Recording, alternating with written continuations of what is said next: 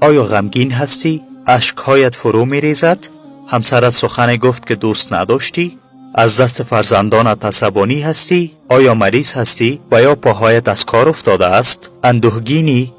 زندانی داری؟ در امور دنیوی مشکل داری؟ آیا با رئیست و یا با دوستت مشکل داری؟ آیا بدهکار هستی؟ اندوه و غم فراوان داری؟ درست است. رسول الله فرمودند بگوید استغفر الله، استغفار کنید. با استغفار درهای توبه را به صدا در می آورید. با استغفار درهای رزق و رحمت را به صدا در می آورید. با استغفار درهای بسته شده را باز می کنید. خداوند متعال می فرماید و بدیشان گفته ام از پروردگار خویش طلب آمرزش کنید که او بسیار آمرزنده است.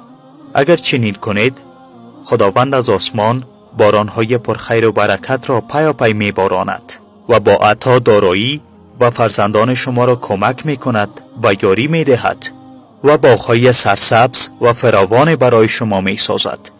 رودبارهای پرآب را در اختیارتان قرار می دهد.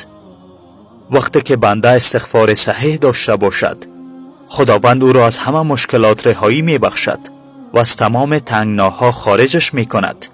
پس بگویید استغفر الله، استغفر الله.